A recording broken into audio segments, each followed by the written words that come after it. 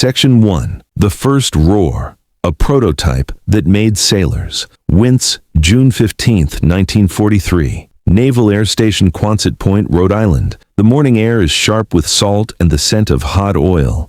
Canvas flags snap like impatient tongues above the hangars. On the flight line, a single F4U Corsair squats before the crowd, its polished cowling catching a pale sun, its gull wings folded in a posture that looks less like engineering than like a beast flexing a shoulder. Ground crew move with the rehearsed economy of men who have already learned to fear what the machines can do. One wrong wrench, one misset mixture, and the propeller will take a hand. Lieutenant Commander James "Jock" McAllister stands by the ladder, gloved hands on the rail, jaw tight. He's flown fighters since the Atlantic convoys and carries the air of a man who trusts speed more than superstition. Beside him, Chief Petty Officer Frank Delgado, grease under his nails, the kind of mechanic who can tell a Magneto's mood by ear, glances up into the cockpit like a man peeking into a wild animal's den. The Corsair's engine coughs, then builds into a low growl, a throat clearing that sets the crew's teeth on edge.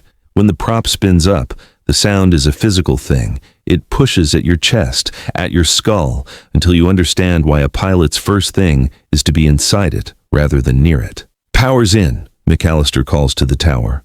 The runway lights blink in acknowledgement, and the tower voice, flat with protocol, clears the field.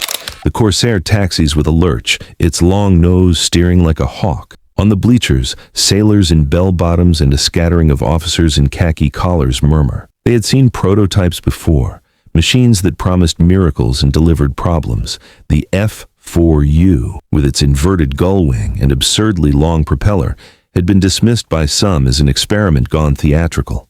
At 2 miles out, Captain Robert Bobby Haynes, test pilot 32, scar under his left brow from a carrier deck mishap, pushes the throttle forward. The Corsair rockets forward with an eager violence that rips the breath from any spectator still standing. The acceleration throws the pilot back into the seat. The dials tremble. The gull wings, designed to contain that enormous prop while keeping the landing gear short and sturdy, cut through the air with a steady, confident bite. Haynes lifts off as if the plane has wanted to leave the ground for years. Up in the canopy, wind lashes his visor into a blur. The F4U climbs like a thunderbolt, then flattens into level flight. Below, the harbor is a patchwork of chrome and foam. The plane's silhouette, long-nosed, hunched shoulders, a tail that promises nimbleness, carves a new line across the sky. The men on the ground watch its passage and squint at the wings, at the way the engine handles a loop with no protest. For those who've flown the lighter Glacier fighters, this bird feels like a brawler who reads better than he looks. On the other side of the world, in the steamy island chains of the Central Pacific, Japanese pilots and their commanders were making their own calculations. They had learned to measure threat in the angular lines of Allied designs. The graceful Supermarine Spitfire, the lean and mean Mitsubishi A6M0. They had mocked some new American types as ponderous, as lumbering. A tinny thing, a newspaper cartoonist might have written. The Japanese flyers, experts in judging agility and kill ratios, laughed at what they assumed were awkward American experiments. They believed they understood the skies. But here, above Quonset Point, Haynes is drawing a map in smoke, a fast-climbing, heavily armed carrier-capable fighter whose Pratt & Whitney engine gives it explosive acceleration and whose construction could take a hit and keep going. In the cockpit, Haynes runs through systems like a priest running through prayers.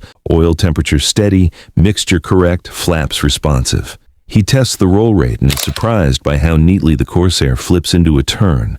He pushes the stick into a hard bank. The plane responds with a grace that belies the size of its engine and prop. The aircraft's tendency to snort in a high-power climb is not a flaw, but an announcement.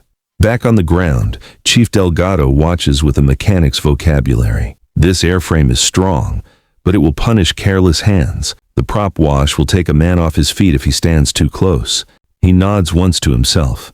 "She'll make 'em eat their words," he says, half to the plane and half to the sky. The Corsair screams its way through a series of maneuvers that would have been unthinkable to its early detractors. Steep dives that flatten into sudden climbs, power on stalls that the airframe resists with stubborn dignity. strafing passes that spray the grass with a wind so near you could smell the hot metal. The plane's heavy armament, 6.50 caliber machine guns in the wings, is a promise. Its internal. Section 2. Laughter over the Pacific. The mockery begins. October 1943. Rabaul, New Britain. The humid air sits like a living thing on the tarmac of Vunacano airfield. The smell of avgas mixes with jungle rot, and the sound of idling Zero engines hums beneath the steady chant of ground crews. Pilots from the Imperial Japanese Navy's 201st Air Group stand in the shade of a maintenance tent, cigarettes burning between fingers, watching the horizon for the next American intruder. Rumors had begun trickling across the Pacific, tales of a new American fighter that looked more like a mistake than a menace. Bent wings, the Japanese flyers joked, smirking at photographs captured from downed reconnaissance planes. A gull with broken legs. They were used to the beautiful symmetry of the A6M0, its clean lines, feather-light frame, and almost spiritual balance between engine and airframe. To them, the F4U Corsair looked like an ungainly brute. Lieutenant Hiroshi Saito, a veteran of Guadalcanal with 5 confirmed kills, taps his cigarette ash and laughs with the others. "The Americans make flying tanks now," he says. "It will fall into the sea before reaching us." The laughter is easy, confident, the kind that comes from a string of victories earned in the first 2 years of the war. They had outflown the Wildcats and Buffaloes. They had outturned everything that came at them. And so, when early reports mentioned a new American carrier fighter, one too powerful for carrier decks, prone to bouncing landings and cockpit visibility so poor the pilot could barely see the runway, the Japanese pilots dismissed it. But that same week, a Corsair squadron from VMF 124, freshly arrived at Guadalcanal, was preparing for its baptism of fire. The Marines called it the Hog, half affection, half fear. Its pilots knew its quirks. It would stall if mishandled, torque a roll if you slammed the throttle, and the landing gear demanded finesse rather than brute force. But in the air, once tamed, the Corsair was like nothing anyone had flown. It climbed faster than anything the Japanese could throw at it, dove like a hawk, and could absorb hits that would turn a Zero into a torch. Captain Kenneth Walsh, a stocky man with calm eyes, led his flight toward the northern reaches of the Solomons. The chatter in his headset was sparse, just breathing and altitude calls. Below, the ocean was the color of burned glass, flecked with whitecaps that caught the morning light. His F4U shuddered as he pushed it higher, the supercharged radial engine roaring with a sound so deep it seemed to vibrate the bones in his chest. At 20,000 feet, the first blips appeared on radar. 10 Zeros weaving in loose formation heading southeast. Walsh grinned behind his oxygen mask. He had studied their tactics, high-angle climbs, tight turns, and coordinated tailing. "Let's see how they like a vertical fight," he muttered. Minutes later, the two forces met, a crossing of paths that would mark the beginning of a new order in the skies. The Japanese pilots spotted the dark blue Corsairs rising toward them, their wings flashing sunlight. "Ugly planes," one radioed in, laughter edging his voice. "They think they can climb with us?" But as the merge came, laughter turned to breathless silence. The Corsairs didn't turn. They climbed, almost straight up, cutting through the sky with torque-driven aggression. A Zero tried to follow and stalled, dropping into a helpless spin. Another tried to outroll a Corsair and found the American fighter flipping under him, 6.50 caliber guns erupting in fire. The air filled with tracers, white lines of fury carving arcs through the blue.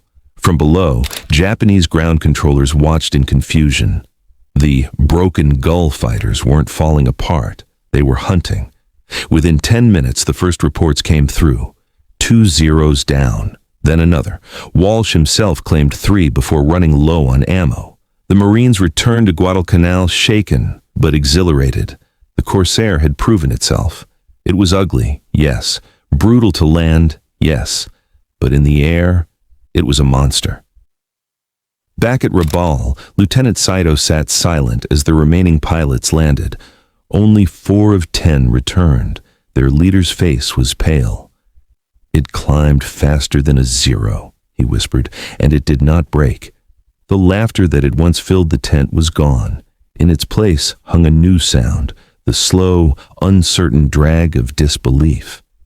The Japanese flyers had encountered something that rewrote the sky's rules, and they knew deep down that this was only the beginning. Section 3. The Hog Hunts. The Corsair takes command of the Pacific, February 1944. Bougainville, Solomon Islands. The sky is a hard, metallic blue, broken only by the distant puffs of anti-aircraft bursts over Japanese positions.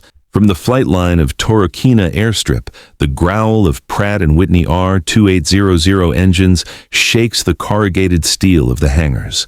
Marine Fighter Squadron 214, the Black Sheep, is gearing up for another strike. Major Gregory Pappy Boyington, cigar clenched between his teeth, leans over a map spread across the wing of his Corsair. The chalk lines trace the routes to Rabaul, Japan's Gibraltar of the Pacific. Around him, young pilots crowd close, eyes bright with a mixture of reverence and nerves. Boyington taps the map with a gloved finger. "We hit them fast, we hit them low, and we don't let up. Remember, boys, you're flying the fastest damn thing in the Pacific. Use it." The men nod, pulling on flight gloves and helmets, clambering into cockpits that still smell of fuel and salt air.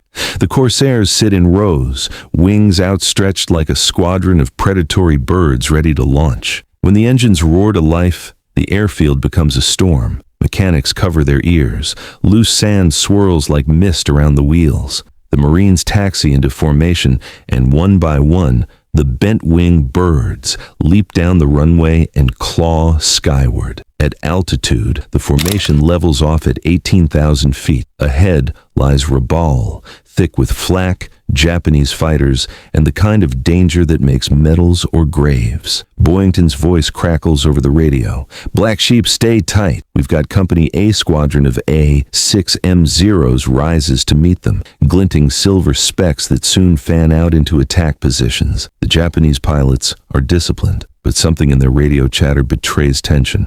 They know what they're facing now. The ugly Corsair has become legend, and not the kind that brings laughter. The dogfight erupts like an explosion.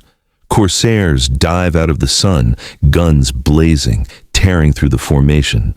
The Zeros try to twist away, their lighter frames turning tighter, climbing sharper. But every time they roll, a Corsair is there, diving faster, punching harder. Captain Chris McGee locks onto a Zero at 2 o'clock. "Got one breaking right," he calls. He pushes the stick forward and sends his F4U into a near-vertical dive. The Zero beneath him tries to peel away, but the Corsair's dive speed is unmatched. McGee squeezes the trigger. The 6.50 caliber guns hammering so violently the plane vibrates from nose to tail. The tracers catch the Zero's wing root. A moment later, it blooms into flame and spirals into the sea. Elsewhere, Boyington is in the thick of it, trading bursts of gunfire with 2 opponents at once. His Corsair shudders under hits. The canopy spiderwebs, oil pressure drops, but the plane refuses to die. He jerks into a climbing roll, throttles up, and watches the nearest Zero overshoot. A short burst from his wing guns, and it's over. "Scratch another one," he yells into the radio, voice ragged with adrenaline. For the first time since the early war years, the Japanese airmen realize the balance has shifted. Their nimble Zeros, once kings of the Pacific, now find themselves prey to these roaring iron-skinned monsters that can outdive, outclimb, and outgun them. By the time the surviving Black Sheep return to Bougainville, 14 enemy aircraft have been destroyed, for the loss of only 1 Corsair. Boyington steps down from his battered plane, sweat running through streaks of oil on his face. He lights another cigar and grins at his crew chief. "She flies like the devil and fights like sin," he says. Word spreads fast across the Pacific, from Bougainville to Truk, from Midway to the Marianas. Japanese interceptors now receive warnings before every mission. Beware the blue gull-wing fighter. By late 1944, the Corsair dominates the skies. Its thunderous presence marks every major Marine and Navy advance: Saipan, Peleliu, Iwo Jima, Okinawa. Its machine guns tear apart ground targets. Its rockets reduce pillboxes to dust. The same aircraft the Japanese once mocked now owns the air they once ruled. And for the men who fly it, there's an understanding. The Corsair is more than a machine. It's a symbol of the turning tide, the relentless evolution of war, and the quiet, deadly pride of the pilots who tame it. As the sun dips behind the mountains of Bougainville, the hangars hum with the sounds of maintenance. Tools clinking, metal groaning, engines cooling. Beyond the runway, the jungle glows gold in the dying light. The Pacific, for the first time in years, feels like it belongs to someone else. Section 4. The Reckoning. When the Corsair became legend, May 1945. Okinawa. The largest amphibious assault of the Pacific War is raging, and the skies above the island are a continuous brawl of smoke trails, tracer fire, and screaming engines.